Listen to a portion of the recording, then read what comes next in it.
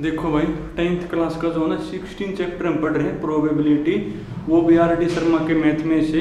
और last time जो ना हम एक्सरसाइज 16.1 में थे और उसमें हमने दो चीज़ों के बारे में पढ़ा, सैंपल स्पेस और इवेंट। तो बता दिया कई बार भाई, आपको याद भी हो गया होगा। अब तो क्वेश्चन ही देखो लास्ट में जो है ना मैंने आपको क्वेश्चन नंबर शायद 25 करवा दिया भाई। अब जो 26, 27 और 28 तीनों में से एक कर लो भाई। तीनों के जैसे मैंने वैसे तो पहले करवा दिए, फिर भी चलो एक करवा दूँ। 26, 7 और 8। चलो हम आपको 26 से करवा दें, पेपर में भी आ रहा होगा आपका 26 भाई। तो 26 में लिखा हुआ है ए बैग कंटेन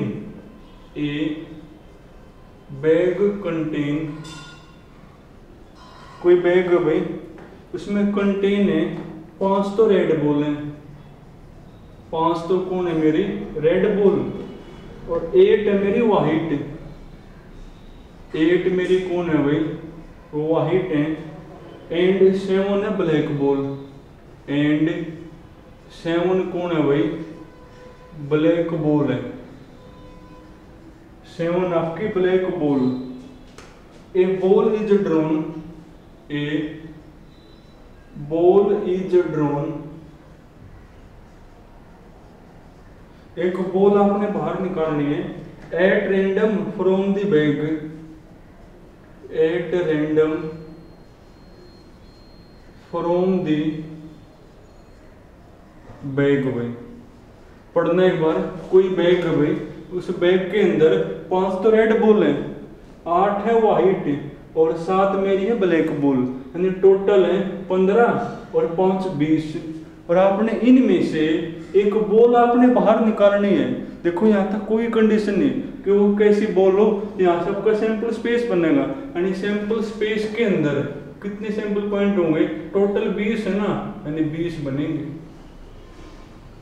उसके बाद पढ़ना एक बार, उसके बाद का हो भाई find the probability, find the probability 26 है ना, फाइंड द प्रोबेबिलिटी। और इसके बाद जो भी लिखा होगा ना वहां से आपकी इवेंट बनेगी।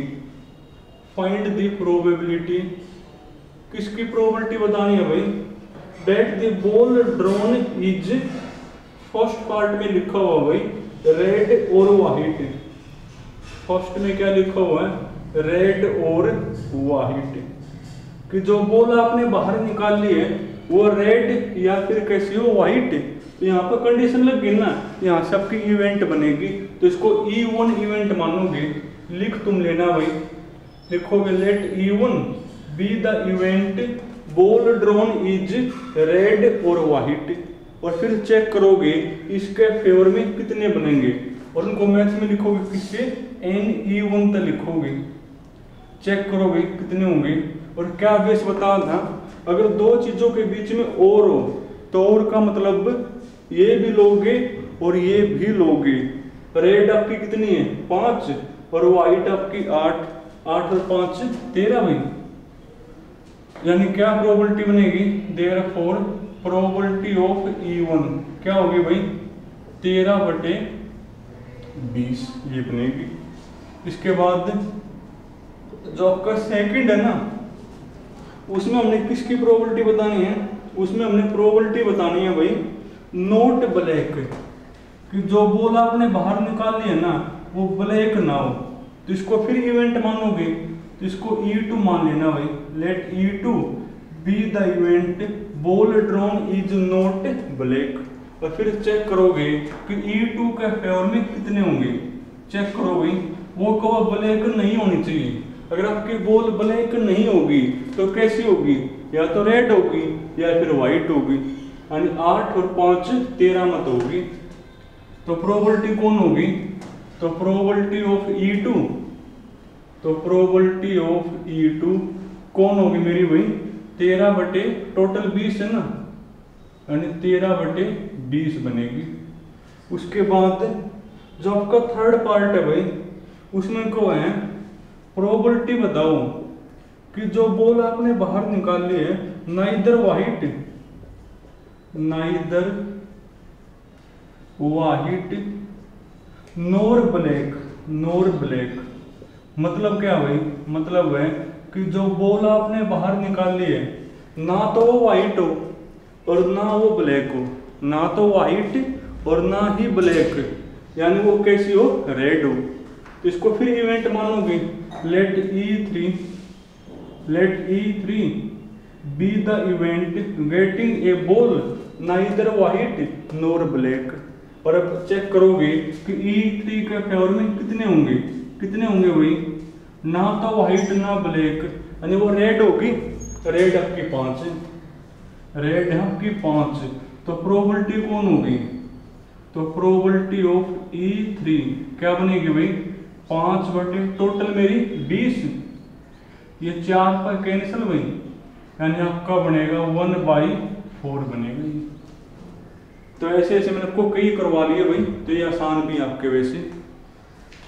तो अब जो 27 28 तुमने करना भी बिल्कुल आसान है, और 29 भी ऐसा ही है भाई, ऐसे ऐसे भी मैंने कई करवा लिए, तो 29 भी तुम करोगे। अब तुम पढ़ो क्वेश्चन नंबर 30, क्योंकि सेम तो भी तुमने करने पड़ेंगे, ऐसे तो फिर आपका सिलेबस ही नहीं होगा।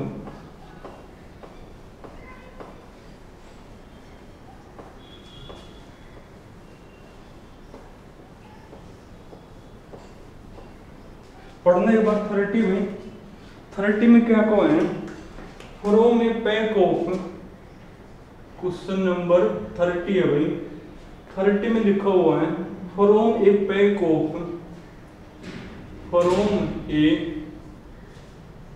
Pack of 52 playing card, 52 playing card भाई,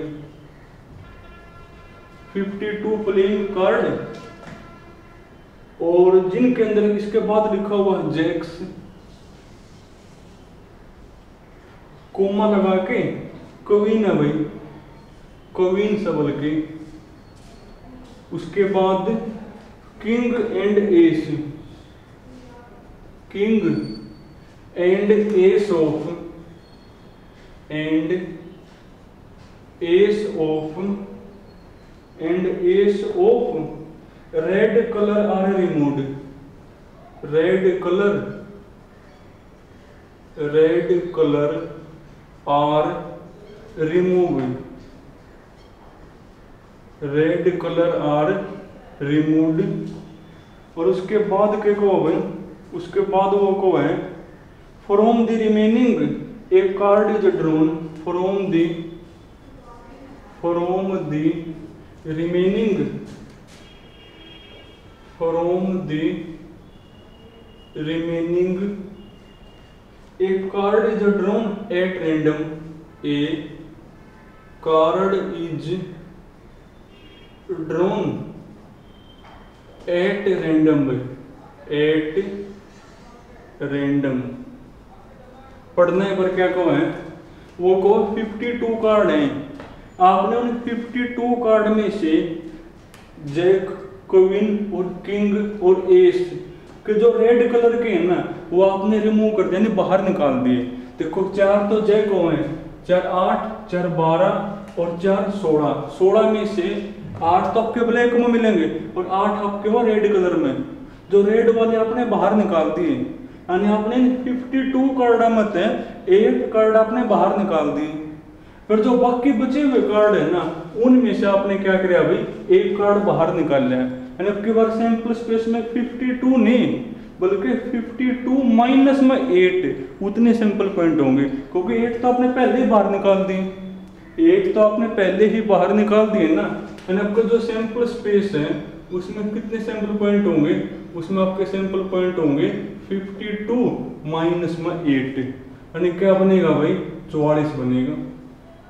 ठीक है, क्योंकि आपने जैक, क्वीन और किंग और एस के जो रेड कलर के हैं ना, वो आपने पहले ही रिमूव कर दिए, तो यानी 8 रिमूव हो गए, तो 52 में से 8 यानी 44 सबकी बार सैंपल स्पेस में। उसके बाद को है कि प्रोबेबिलिटी बताओ, find the probability, find the probability, आपने प्रोबेबिलिटी बतानी है भाई। किसकी प्रोबेबिलिटी बतानी है कि जो कार्ड आपने बाहर निकाले हैं, जो कार्ड आपने बाहर निकाले हैं ना वो कैसा हो, ए ब्लैक क्वीन हो, ए ब्लैक क्वीन हो। तो कंडीशन लग गई ना, यानी यहाँ सबकी इवेंट बनेगी। तो इसको E1 इवेंट मान लोगे, लिख तुम लेना वही, let E1 be the event getting a black queen. और अब आप चेक करोगे इसके फेवर में कितने हैं, तो ब्लैक क्वीन आपकी कहाँ है, क्वीन आपकी 4 होती होंगी, 2 तो रेड में और 2 ब्लैक में, और इसका फेवर में 2 हैं। तो देयरफॉर NE1 इक्वल टू कौन, 2। तो प्रोबेबिलिटी क्या बनेगी, तो प्रोबेबिलिटी ऑफ E1 वो होगी मेरी 2 बटे टोटल 52 नहीं 44, और ये आपका 2 तो कैंसिल हुई, यानी 22 पकड़ गया। तो आपका आंसर बनेगा 1 बटे 22, ये होगा मेरा आंसर। उसके बाद जो आगे वाला पार्ट है ना, उसमें कहो ये रेड कार्ड में कि जो बॉल ना, जो कार्ड आपने बाहर निकाले है ना वो कैसा कार्ड हो, रेड कार्ड हो। तो इसको फिर कोई इवेंट मान लोगे, E2 मान लोगे, let E2 be the event drawing a red card. अब चेक करोगे कि E2 के फेवर में कितने होंगे। अब देखो भाई टोटल आपके हुए 52 में से 26 आपके रेड में हुए, 26 आपके किस में हुए, रेड कलर में। पर उन 26 में से 8 तो हमने पहले बाहर रख रखे हैं, 26 में से जो है ना 8 तो हमने क्या है पहले ही बाहर रख रखे हैं। तो कितने बच गए भाई, 18 ही बच गए, यानी कितने बचे हुए अपने पास, 18 ही बचे हुए हैं, क्योंकि 26 में से 8 तो हमने पहले में बाहर काट दिए। तो कितने बच गए, 18 बच गए अपने, 18 नहीं, हाँ 18 बच गए अपने पास। तो प्रोबेबिलिटी क्या होगी, देयरफॉर प्रोबेबिलिटी ऑफ E2 वो होगी 18 अपॉन टोटल भाई 44, काट दी इसको, जो होगा आंसर आ जाएगा। उसके बाद जो आपका थर्ड पार्ट है, इसमें एक ब्लैक जैक आपने प्रोबेबिलिटी बतानी है, बल्कि ये तुम करोगे, बिल्कुल आसान है भाई। फोर्थ में आ जाओगे, फोर्थ पार्ट, फोर्थ में क्या कहो है, एक पिक्चर कार्ड है, प्रोबेबिलिटी बतानी है आपने किसकी भाई, पिक्चर कार्ड की भाई, ठीक है। तो जो आपके पिक्चर कार्ड है, जो तस्वीर वाले कार्ड है ना, वो आपके होते हैं 12 कौन कौन से भाई, जैक, क्वीन और किंग। तो उनकी प्रोबेबिलिटी बतानी है। अब देखो इसको कोई ना कोई इवेंट मान लोगे, तो E4 मान लेना, लेट E4 मान लेना। और अब आप चेक करोगे कि इसके फेवर में कितने होंगे। देखो जो पिक्चर वाले कार्ड है ना वो मेरे 12 होते हैं, पर उन 12 में से 6 तो आपने पहले निकाल दिए, क्योंकि जो आपके जैक, क्वीन और किंग है ना वो रेड के तो बाहर हैं, वो रेड के तो बाहर है, और वो सिर्फ ब्लैक के हैं अपने पास, तो वो सिर्फ ब्लैक वाले हैं अपने पास। तो क्या बनेगा भाई, तो क्या होगी फिर 12 में से 6 तो पहले बाहर है, यानी यहाँ पर 6 ही आपके, तो इसका फेवर में फिर 6 ही बनेंगे। तो प्रोबेबिलिटी कौन होगी, तो प्रोबेबिलिटी ऑफ E4 तो वो मेरी बनेगी 6 बटे 44, कट का जवाब आंसर आ जाएगा भाई। पिक्चर कार्ड आपके 12 हुए, अगर ये चीज नहीं होती तो फिर होता 12 बटे 52, पर आपने उन 12 में से 6 तो पहले रिमूव कर रखे हैं, क्योंकि जो आपके रेड में जो फेस कार्ड है ना, रेड में फेस कार्ड कोई पिक्चर वाले कार्ड एक के बात है, वो 6 तो पहले बाहर हैं, यानी 6 है मेरे पास तो, और टोटल आपके 52 नहीं 44 हैं, ये होगी प्रोबेबिलिटी। तो चलो तुम ना जी यहाँ तक करना अभी, बाकी फिर कल करेंगे।